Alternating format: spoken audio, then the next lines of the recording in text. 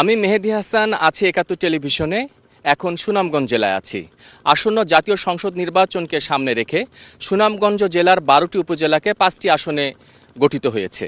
এর মধ্যে মোট ভোটারের সংখ্যা ২১ লাখ, নারী এবং পুরুষের ভোটারের সংখ্যা প্রায় অর্ধেক অর্থাৎ ৫০-৫০% করে, এবং এখানে মোট ভোট কেন্দ্রের সংখ্যা হচ্ছে ৭২০টি।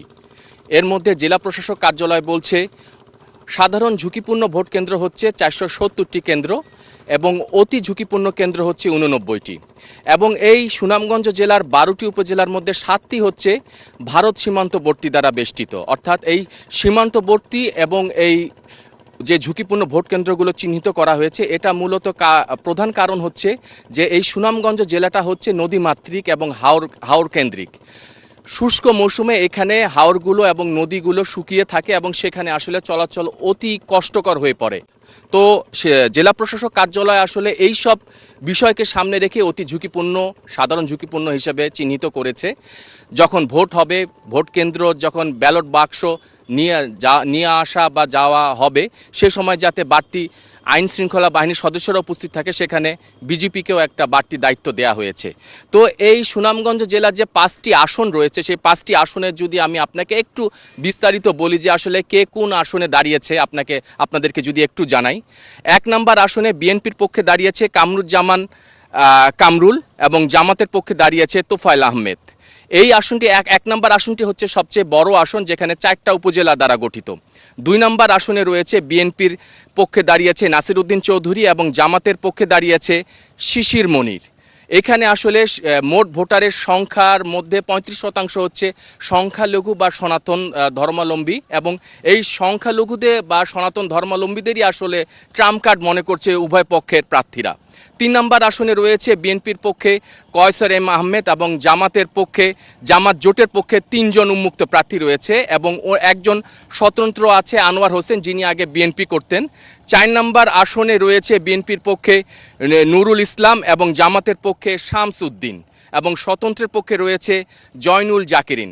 ৫ নম্বর আসনে রয়েছে বিএনপির পক্ষে কলিমুদ্দিন আহমেদ এবং জামাতের পক্ষে দাঁড়িয়েছে আব্দুস সালাম আল মাদানি, এবং এই ৫ নম্বর আসনটি ২টি উপজেলা দ্বারা গঠিত।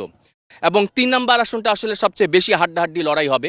এই হাড্ডাহাড্ডি লড়াইটা আসলে কিভাবে হিসাব নিকাশ হবে, ভোটের কিভাবে ফলাফল পাল্টে দিতে পারে, এই বিষয়ে আমরা জানবো আমাদের সুনামগঞ্জ জেলার জেলা প্রতিনিধি শহীদ নূর আহমেদের কাছে। তিনি দীর্ঘদিন ধরে এই ৩ নম্বর আসন নিয়ে কাজ করছে। আপনার কাছে একটু জানতে চাই যে আপনি আমাদেরকে বলবেন, আপনি যেমনটি বলছিলেন যে এই সুনামগঞ্জ জেলার যে 5টি আসন রয়েছে, 5টি আসনের মধ্যে 3 নম্বর আসনটা আসলে সবচেয়ে হাড্ডাহাড্ডি লড়াই হবে।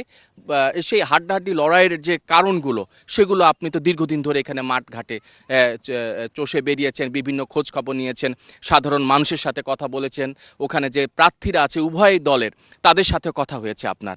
আসলে আপনারা এটা হাড্ডাহাড্ডি বা খুব প্রতিযোগিতা, এটা কেন দেখছেন, কিভাবে দেখছেন?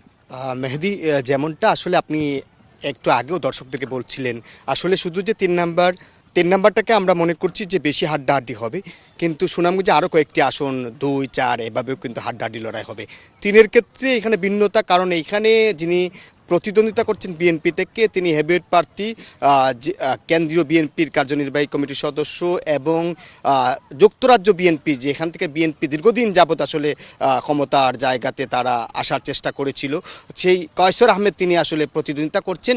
এছাড়াও এখানে একজন প্রার্থী যিনি মনোনয়ন বঞ্চিত হয়েছেন, তিনি লড়াই করছেন, তাকে একাংশ কিছু কিছু জায়গাতে সমর্থন দিচ্ছে। এই যে স্বতন্ত্র প্রার্থীর সাথে তার যে লড়াই, সেটিকে আসলে এখানে হাড্ডাহাড্ডি লড়াই কেন দেখা হচ্ছে, যেহেতু জামাতের এখানে উন্মুক্ত প্রার্থী, তাদের ভিন্ন ভিন্ন দলের যে যারা জোট প্রার্থী আছে, তারা ভিন্ন ভিন্ন প্রার্থী আছে, তাদের এখানে ভোটের জায়গাতে আনুপাতিক হারে তারা ভোট নিতে পারবেন, কিন্তু মূল লড়াইটা হবে বিএনপি এবং বিএনপি স্বতন্ত্র প্রার্থী।